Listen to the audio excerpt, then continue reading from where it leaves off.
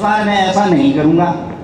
उद्धव जी की जिज्ञासा बढ़ी तो बोले महाराज कहाँ रहोगे?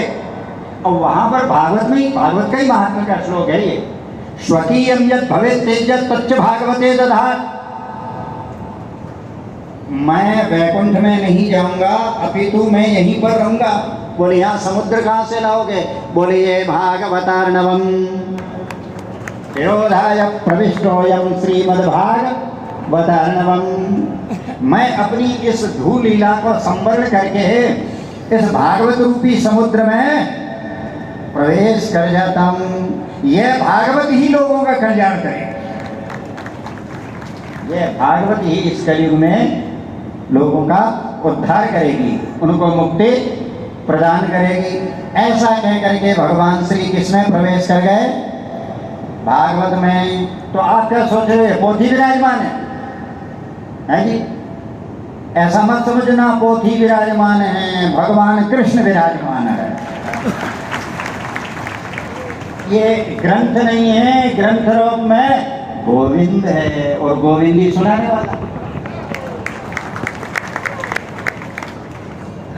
ग्रंथ रूप में साक्षात गोविंद है। अच्छा, इसका प्रभाव क्या है? मैं मन से बात, साक्षात भगवान है ये। जब भगवान कृष्ण खुद कह रहे हैं कि मैं इसमें घुस गया, यानी ये भगवान की प्रत्यक्ष मूर्ति है। और यदि आप नहीं मानते हो तो एक श्लोक भागवत का ही और सुना दूंगा, जिसमें ये कहा गया है तेनेयम वाङ्मयी मूर्ति, तेनेयम वाङ्मयी मूर्ति प्रत्यक्षा वर्तते हरे सेवनात् श्रवणात् पाठात् दर्शनात् पापनाशिनी। तेनेयम वाङ्मयी मूर्ति यानी ये श्रीमद् भागवत भगवान श्री कृष्ण का प्रत्यक्ष वाङ्मय मूर्ति है। प्रत्यक्षा वर्तते हरे, प्रत्यक्ष भगवान है। मेरी बात मत मानना, भगवान कृष्ण ने कहा वो तो मान लेना। समझ में आ रही है आपके बात? तेनेयम वाङ्मयी मूर्ति प्रत्यक्षा वर्तते हरे। और होता क्या है? लोग कहते हैं भगवान का दर्शन नहीं होता, भगवान का दर्शन है, भागवत का दर्शन कर लो, ये भी भगवान का दर्शन है। मैं मन से कहूं तो गलत, भागवत में ही कहा है सेवना, सेवन करने से, श्रवणा यानी सुनने से, दर्शना देखने मात्र से। हमारा दर्शना का अर्थ क्या होगा? देखने मात्र से। पाठा, यदि कोई पाठ कर ले तो पाठा दर्शना पापनाशी। ये श्रीमद् भागवत महापुराण क्या है? पाप का नाश करने वाली है। ऐसी भागवत है ये, भागवत की महिमाएं। फिर भी यदि आप कहोगे भागवत क्या चीज है, बताऊं मैं आपको। देखो, आप बताइए दुनिया किसने बनाई? भगवान ने बनाई। आपको हमको संसार में किसने भेजा? भगवान ने भेजा। संसार तो सागर है, यहाँ बड़ा भय है, यहाँ बड़ा डर है, अनेक तरह के भय है। और साहब इससे मुक्ति कैसे मिले? तो देखो भैया, भगवान ने जब दुनिया बनाई और इस जीवात्मा को संसार में भेजा तो उन्होंने ये भी निश्चय कर लिया कि भी भेज रहा हूँ तो ये मेरे पास से जा तो रहा है। भाई सब भगवान के ही अंश है। ईश्वर अंश जीव विनाशी, चेतन अमल सहज सुख राशि। तो ये जीव मात्र है तो भगवान का अंश है, तो राम जी का अंश। अब भगवान का अंश भगवान से अब पृथक तो कैसे कहूँ? गलती है, लेकिन आ तो गया ना संसार में, माया के आवरण से ग्रस्त है। तो भगवान ने सोचा मेरा अंश जीव संसार में जा रहा है तो कभी वापस भी तो लौटेगा, तो इसके लौटने की व्यवस्था कर दो। ये यहाँ से जा रहा है और जाने के बाद वापस मेरे पास आप आवे, इसकी भी व्यवस्था कर दो। और इसकी व्यवस्था के लिए भागवत है।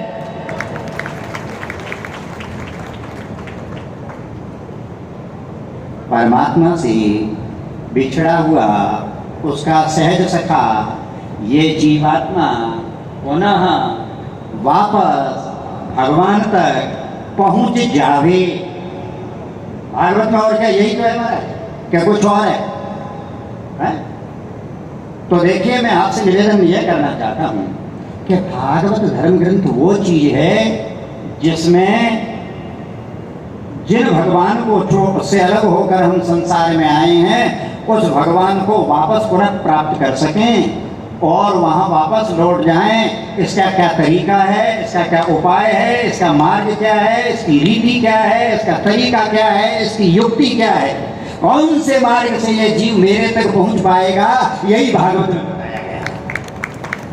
गलत कह रहा हूं तो आप बता दीजिए। और ये 7 दिन की कथा में सभी संत महापुरुष जो भागवत का वर्णन करते हैं तो इस जीवात्मा को परमात्मा की प्राप्ति हो जाए, यही बताते हो राम जी।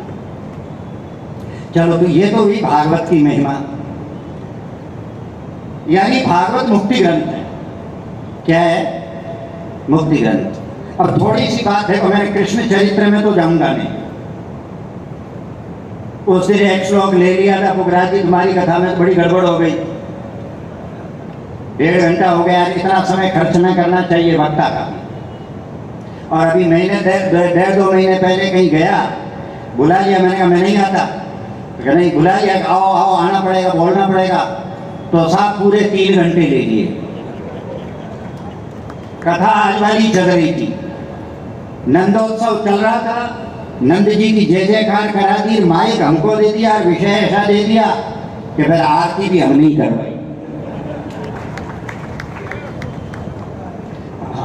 तो बोलने का थोड़ा, अब कृष्ण चरित्र तो हमारा ड्यू है भागवत चातुर्मास में, क्योंकि पाली के भक्तों ने इस बार आग्रह किया कि हम कृष्ण चरित्र सुनना चाहते हैं। तो मैं आपको ये जरूर कह जाता हूं आज कि आगामी चातुर्मास में आपको कृष्ण चरित्र सुनाएंगे, उसी तर्ज पर जैसे हनुमान चालीसे पर हनुमान चरित सुनाया, भरत चरित सुनाया, रामचरित सुनाया, अब के कृष्ण चरित्र की बारी है। कहीं आप ऐसा मत समझ लेना कि भागवत के 10वें स्कंद में कृष्ण चरित्र के जो है वो 90 अध्याय 90 दिन की कथा हो जाएगी, आधा भी नहीं होगा। हाँ, और बहुत ठाट से सुनाएंगे, केवल ब्रज लीला में ही पूरा चौमासा हो जाएगा। मात्र भगवान ब्रज में जब तक विराजे उतने में आपका पूरा चौमासा हो जाए, तो समय के लिए बाकी रखते हैं। अब जो बात मैं आज आपके समक्ष कहना चाहता हूं वो ये है ठीक कि देखो भाई, देखना आवश्यक है। देखिए, ये मुक्ति ग्रंथ और इससे मुक्ति, अच्छा परीक्षित क्यों आया सुखदेव जी की शरण में? भय था, मुक्ति प्राप्ति के लिए आया।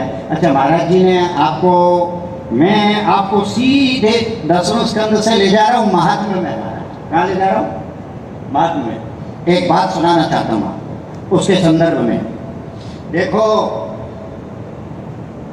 ऐसा है कि मुक्ति प्रदान करने वाला ये ग्रंथ, और भागवत में ने जिसको दी जैसी मुक्ति दी। अच्छा आपसे एक सवाल पूछूं क्या है? आप लोग मुक्ति चाहते हो क्या? है? नहीं चाहते हो? कौन कौन चाहे जरा हाथ ऊंचो कर दो। अच्छा अभी टेस्ट कर लेते हैं आपका, अभी टेस्ट कर लेते हैं आपका, आप मुक्ति चाहते हो कि नहीं चाहते हो। देखो भागवत में एक कथा आती है महात्म्य में, वो आपने सुनी है गोकर्ण वाली कथा है? याद आई कुछ है ना? अच्छा गोकर्ण जी ने भागवत सप्ताह की थी, ये भी पता है ना आपको? और किसके लिए की थी बताओ? है जी? अच्छा उधर से आवाज आई धुंधुकारी के लिए। धुंधुकारी क्योंकि, चलो आज मैं तो धुंधुकारी की पूरा कथा नहीं सुनाऊंगा, मेरे को तो दूसरी बात उसके माध्यम से कहनी है। धुंधुकारी तो आप रोज सुनते हो और पढ़ते भी हो। देखिए धुंधुकारी महान पापी था, यात्रा करके गोकर्ण जी आए और जब उसने उपद्रव मचाया, अब उसने क्यों उसकी अधोगति दी ये आप जानते हो, सुनाने की जरूरत नहीं। भाई पीछे पंखा वंखा चालू कर देते नहीं कि ये माइक को गड़बड़ करता है, वहां तो साइड में कर दो, वो वाला चालू कर दो।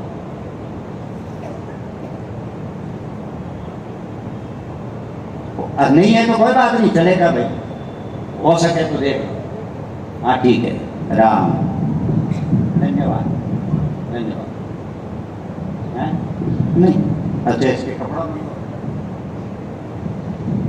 आवाज कर रहा है भाई, थोड़ा स्लो नहीं हो सकता है? थोड़ा तिरछा कर दिया जाए। हाँ ठीक है, राम, ठीक है ना, ठीक है, फिर ज़्यादा माइक डिस्टर्ब करता है आवाज़ से, ठीक है, ये तो आपकी तरफ है।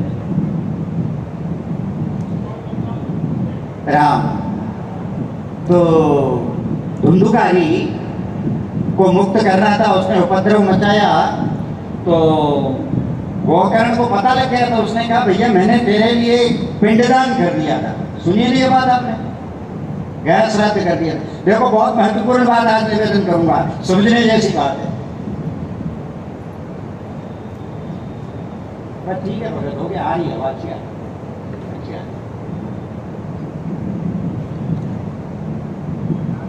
मैंने तेरे लिए पिंडदान कर दिया था, गया श्राद्ध कर दिया था। तो उसने कहा, जवाब दिया, गया श्राद्ध सते नापेर नमे मुक्ति भविष्य। अरे एक श्राद्ध की कोण के मेरे लिए 100 श्राद्ध करो तो भी मेरे मुक्ति होने वाली नहीं है। तो मुक्ति के उद्देश्य से, अच्छा एक बात और बताऊं मैं आपको, ये पिंडदान क्या होता है आपको पता है? मैं वो कर्मकांड वाली बात नहीं कह रहा हूं पंडित जी महाराज, पिंडदान जो आप करवाते हैं, वास्तव में अध्यात्म अर्थ में पिंडदान, पिंड देह को ही कहते हैं, शरीर को, है ना? तो पिंडदान का मतलब आध्यात्मिक अर्थ ये होता है, श्री कृष्ण तवास्मी, हे श्री कृष्ण मैं आपका हूं। पिंड यानी देह का दान, यानी मैं आपका हूं, यह शरीर मेरा नहीं आपका है, भगवान के चरणों में सौंप देना, इसी को कहते हैं असली पिंड दान। तो गोकर्ण जी ने कहा अब तो क्या करें भाई, श्राद्ध से हुआ नहीं। सूर्य नारायण भगवान को राजी किया।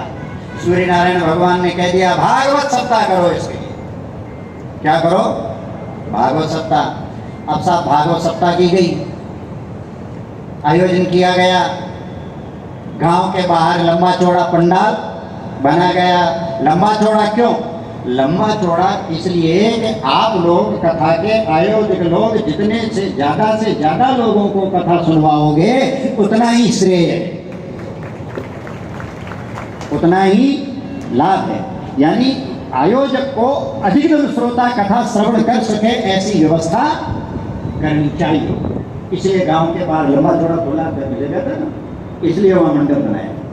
ठीक था, मंडप बना दिया गया, कथा प्रारंभ हो गई। अब साहब सभी श्रोता लोग बड़ी संख्या में, पूरे गांव के लोग आकर के बैठ गए।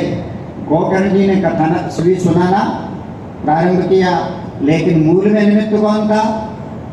धुंधुकारी था। अब बेचारा धुंधुकारी भी वहां पर कथा में बैठने के लिए आया तो सही। अब ध्यान देकर सुनने की बात है आगे की।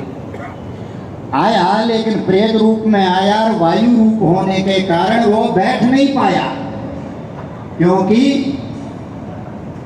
स्थिरता नहीं थी, चंचलता नहीं थी। तो भागवत महात्म्य में लिखा है, वाद रूपी स्थितिं कर्तुम अशक्तो वंशमाविशत्। ये श्लोक है, वाद रूपी स्थितिं कर्तुम अशक्तो वंशमाविशत्। यानी कि वायु रूप शरीर होने के कारण वह स्थिर नहीं बैठ सकता था, इसलिए बांस के एक बांस गाड़ा गया, बांस में बैठ गया। यहां भी गाड़ा है कि नहीं गाड़ा है? नहीं, वैसे गाड़ा करते हैं, लेकिन पितरों के लिए करें तो गाड़े, बाकी गाड़ना जरूरी नहीं है। हमने तो पहली भागवत करी तो मैं पहली बार वो लठ देखा था कि यहाँ गाड़ेंगे। मैंने कि ये क्या है? बोले ये नियम है। अब आजकल इस नियम को लगभग लोगों ने भुला दिया, लेकिन भागवत में इसका प्रावधान है ना? मैं गलत तो नहीं कर? तो ये 7 गांठ वाला बांस वो ला करके गाड़ दिया गया, उसमें आकर के धुंधुकारी बैठ गया। पहले दिन की कथा हुई, आश्चर्य, एक गांठ फट गई। दूसरे दिन की कथा हुई तो दूसरी गांठ फट गई। इस तरह से निरंतर 7 दिन की कथा पर 7 गांठें। देखो आप इसको मुंह में ही लेते हैं कथा को, मैं इसका मर्म बताता हूँ आपको, जो मैंने संतों से समझा है वही। मैं तो क्या बताऊंगा, मेरे को भी किसी ने बताया तब बता रहा हूँ। तो 7वें दिन 7 गांठ फट गई और देव रूप में धुंधुकारी प्रकट हुआ, आकर के गोकर्ण को वंदन किया और वैकुंठ जाने की तैयारी थी। विष्णुदूत लेने के लिए आ गए थे, बोले भैया आज्ञा दो, आपकी भागवत की कृपा से मेरी तो मुक्ति हो गई है। लेकिन गोकर्ण ने कहा ठहरो विष्णुदूतों ठहरो। बोले फरमावे क्या? कथा इसने अकेले ने थोड़ी सुनी है, सबने सुनी है, पूरे गांव ने कथा सुनी है। और विमान इस अकेले के लिए क्यों आया? तो उन्होंने उत्तर दिया कि भाई सबने श्रवण तो करी लेकिन मनन नहीं किया, इसने श्रवण और मनन दोनों किया है, इसलिए इसके लिए विमान आया है।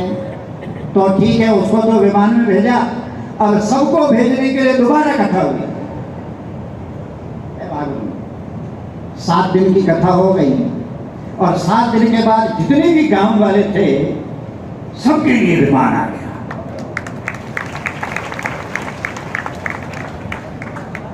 ताड़ी अभी तो बजा रहे हो, फिर मैं आगे बोलूं तब बजाना। तो सबके लिए विमान आ गया और पूरा गांव उठ करके वैकुंठ में विमानों में बैठ कर चला गया। अब हमारे समक्ष प्रश्न यह उत्पन्न होता है कि ये बांस क्या चीज और वो 7 गांठें क्या चीज है? इस पर कभी आपने विचार किया? ये कौन सी 7 गांठें पड़ती है? ये कौन सा बांस है? तो अब इससे समझिए आप मुक्ति कैसे मिलती है, सुन लीजिए आप। ये जो बांस है ना, ये जीवन का प्रतीक है। किसका प्रतीक है? जीवन का प्रतीक है। और 7 गांठ से मतलब है कि प्रत्येक जीव का जीवन जो है वो गांठों से भरा हुआ है। अब अंदर झांको, तुम्हारे भीतर कितनी गांठें हैं? भागवत ग्रंथ वो गांठों को भेजने का काम करती है और इसलिए भागवत हुआ करती है। आप कहोगे 7 गांठें कौन सी? लो गिनो, मैं गिनाता हूं आपको। गिनो काम, क्रोध, लोभ, मोह, मद, मत्सर और अहंकार। मेरे को कोई टोक देगा, बोले महाराज आपने मद बोल दिया, अब अहंकार क्यों बोल रहे हो? एक ही होता है, कह सकते हो ना? मैं थोड़ा फर्क समझा देता हूँ। अहंकार और मद में, मद शब्द का अर्थ होता है नशा खाना किसी का भी, और अहंकार विमूढ़ात्मा कर्ता हमें मन्यते। अहंकार से अभिप्राय मैं मेरा कर्ता। थोड़ा मन में अहंकार में अंतर है, ये समझने की बात, ठीक ना? तो ये 7 गांठें और हमारी इस भागवत की कथा का क्रम ऐसा है कि पहले दिन की कथा जैसे हुई, ये कथा का क्रम इन गांठों पर प्रहार करता है, चोट करता है। कथा का क्रम ऐसा है, कथा की रीति ऐसी है, कथा का प्रभाव ऐसा है कि साहब वो पहले दिन पहली गांठ फूटी, यानी काम रूपी गांठ फूटी। आपकी फटी कि नहीं फटी? दूसरे दिन की कथा में क्रोध रूपी गांठ फूट गई। तीसरे दिन लोभ रूपी।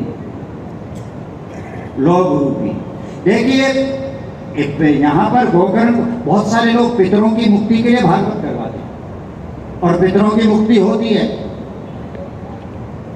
देखो 7 दिन तक निरंतर कथा सुनने के बाद यदि ध्यान पूर्वक सुने और भागवत को अपने जीवन में अपनावें, अंगीकार करें, स्वीकार करें, तो 7वें दिन सारी गांठें टूट जानी चाहिए। मैं समझता हूँ आप 5वां दिन है ना, तो 5 तो आपकी गांठें, क्यों हनुमान सिंह जी, सही बात है ना? अब 2 ही बची है, वो कल और परसों टूट जाएगी। देखिए प्रेमी जनों, ये कथा का क्रम है, कथा सुनने की रीति ये है। कथा इसके लिए सुननी चाहिए कि, और सच्ची बात है, यदि इस तरह से हम 7 दिन भागवत की कथा को श्रवण करें, श्रवण करके उसको आचरण में लावें, और जो महाराज जी कथा में आपको श्रवण करवा रहे हैं उसको धारण कर लें, तो ये गांठें निश्चित रूप से टूटेगी और पितरों को मुक्ति मिलेगी।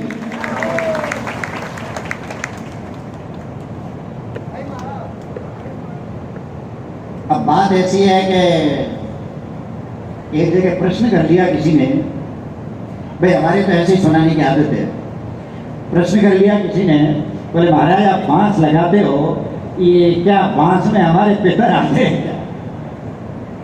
हैं? हाँ, ये भी एक प्रश्न है, सवाल है। और क्या उनकी मुक्ति भी होती है क्या? भाई भागवत प्रमाण है कि मुक्ति तो होती है। भागवत की बात को अन्यथा करना या नकारना ये तो अपराध है, ये तो पाप है। तो भागवत में ऐसा प्रभाव है कि मुक्ति होती है, जरूर होती है। अब रही बात कि वो आते हैं या नहीं आते हैं, पितरों की मुक्ति क्यों होती है, पितरों की दुर्गति क्यों होती है? भाई जो दुर्गति में गए पितर, उन्हीं के लिए तो है मुक्ति के लिए भागवत।